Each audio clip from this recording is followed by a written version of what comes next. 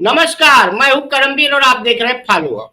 देश में इन दिनों कहीं ताजमहल में पानी चढ़ाया जा रहा है तो कहीं बिना सर पैर के संसद में वक्फ नियमों में बदलाव पर गोदी मीडिया डिबेट कर रहा है।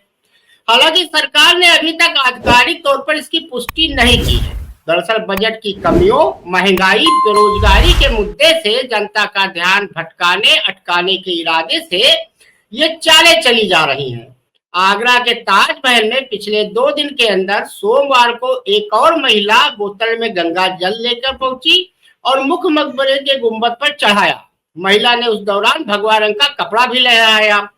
फिलहाल महिला को सीआईएसएफ ने पकड़ लिया है और पूछताछ की जा रही है। महिला ने दावा किया है कि वो कांवड़ लेकर आई थी और उसी जल को बिस्लरी की बोतल में लेकर गुंबद पर अर्पण किया है। महिला ने ताजमहल के अंदर भगवा चुनरी भी लहराई है। महिला ने जैसे ही भगवा रंग का कपड़ा ताजमहल पर लहराया तो उसे तुरंत सीआईएसएफ ने पकड़ लिया। फिलहाल महिला से पूछताछ जारी है। अब आते हैं दूसरे मुद्दे पर। वक्फ संपत्तियों को लेकर विवाद और वक्फ बोर्ड के अधिकारों को नियंत्रित करने की उठ रही मांग के बीच सरकार वक्फ अधिनियम में संशोधन की तैयारी में जुट गई है। बताया ये जा रहा है कि वक्फ अधिनियम में 40 प्रमुख संशोधनों के प्रस्ताव को गत दिवस कैबिनेट की बैठक में स्वीकृति दी जा चुकी है।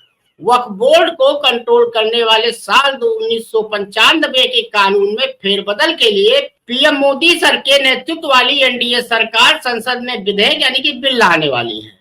बहाना ये बताया जा रहा है कि केंद्र चाहता है कि इनके कामकाज में अधिक जवाबदेही और पारदर्शिता सुनिश्चित हो, साथ ही इन निकायों में महिला की अनिवार्य भागीदारी हो सके।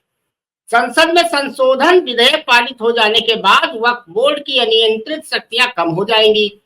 बोर्ड किसी भी संपत्ति पर बिना सत्यापन अपना आधिपत्य घोषित नहीं कर सकेगा। बताया जाता है कि रेलवे और सशस्त्र बल के बाद सर्वाधिक भूमि का स्वामित्व रखने वाले वक्फ बोर्ड के अनियंत्रित अधिकारों में कटौती के लिए अधिनियम में संशोधन की तैयारी मोदी सरकार ने लोकसभा चुनाव से पहले ही शुरू कर दी थी। साल 2022 में राज्यसभा में तत्कालीन केंद्रीय अल्पसंख्यक कार्य मंत्री मुख्तार अब्बास नकवी ने एक लिखित जवाब में वक्फ बोर्ड की संपत्तियों की जानकारी दी थी। तब उन्होंने बताया था कि देश भर में वक्फ के पास कुल 7,85,934 संपत्तियां हैं। सबसे ज्यादा संपत्ति यूपी में है। यूपी में वक्फ के पास कुल 2,14,707 संपत्तियां हैं। अब बताते हैं आपको इसके पीछे का एक पेज क्या है जिसकी वजह से केंद्र सरकार ये बिल ला रही है। रिलायंस समूह के चेयरमैन मुकेश अंबानी का आवास दरअसल वक्फ की संपत्ति पर बना है, लेकिन ये दावा गलत भी कुछ लोग बताते हैं। विवाद 4,500 वर्ग मीटर के भूखंड पर केंद्रित है, जहां करीम भाई इब्राहिम खोजा अनाथालय ट्रस्ट पहले गरीब और बेसहारा बच्चों को भरण पोषण और शिक्षा प्रदान करने के लिए एक अनाथालय चलाता था। ट्रस्ट ने 2002 में एंटीलिया कमर्शियल प्राइवेट लिमिटेड को जमीन बेचने के लिए चैरिटी कमिश्नर से प्राधिकरण का अनुरोध किया था, जिसे उसी साल अगस्त में मंजूरी भी मिल गई। अब एसीपीएल और ट्रस्ट का कहना यह है कि यह जमीन वक्फ के नहीं बल्कि चैरिटी कमिश्नर के अधीन आती है और चैरिटी कमिश्नर द्वारा प्राधिकरण जारी करने के बाद वक्फ की इसमें कोई भूमिका नहीं है। हालांकि लेन देन के बारे में जानने के बाद वक्फ बोर्ड के सीईओ ने दोनों पक्षों को एक नोटिस भेजा, जिस पर अनाथालय ट्रस्ट ने आपत्ति जताई। बाद में ट्रस्ट और बोर्ड ने विवाद को सौहार्दपूर्ण ढंग से हल करने का फैसला किया और बोर्ड ने 9 मार्च 2005 को सौदे की पुष्टि करते हुए एक प्रस्ताव पारित किया।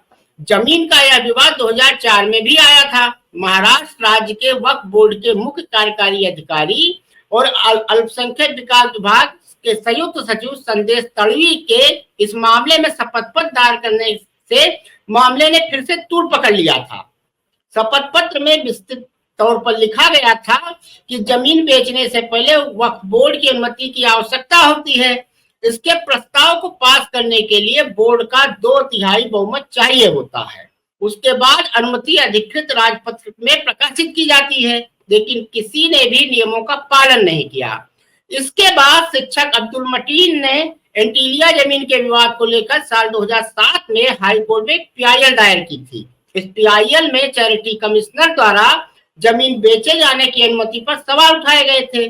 महाराष्ट्र राज्य वक्फ बोर्ड ने नवंबर 2017 में घोषणा की थी कि 2004-2005 के आसपास हुई जमीन की बिक्री गैर कानूनी थी, क्योंकि ये वक्फ की संपत्ति थी। इस बीच और उसके बाद बॉम्बे हाई कोर्ट में कई मुकदमे दायर किए गए। उसी महीने के अंत में नवंबर 2017 में राज्य वक्फ बोर्ड ने हलफनामा दायर किया। वक्फ बोर्ड के सीईओ ने हलफनामे में कहा कि भूमि हस्तांतरण गैर कानूनी था क्योंकि यह वक्फ की संपत्ति थी। सितंबर 2022 में भी एक और मामला ऐसे आया था कि तमिलनाडु के तिरुचिरापल्ली जिले के थिरुचेदुरई गांव के निवासियों को पता चला कि जिस जमीन पर उनका गांव बसा है उसका मालिकाना हक राज्य वक्फ बोर्ड के पास है।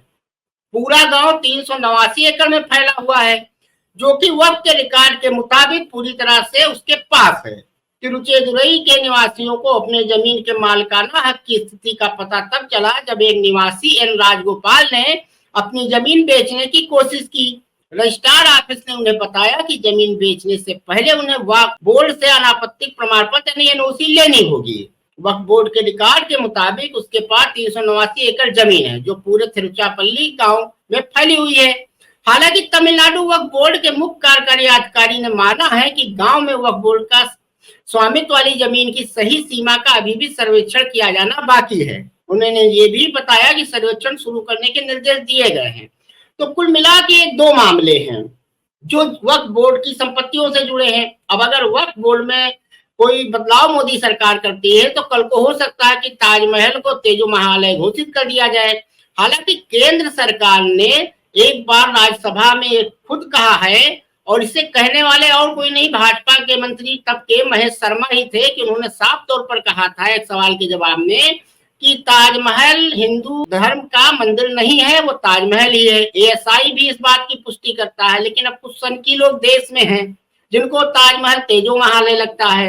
यहाँ तक कि आप बताइए अब मुकेश अंबानी का मामला है वो भी फंसा हुआ है वक्फ में और हाई कोर्ट मुंबई में इसका मुकदमा चल रहा है। देर सवेर इसमें भी कुछ ना कुछ फैसला होगा।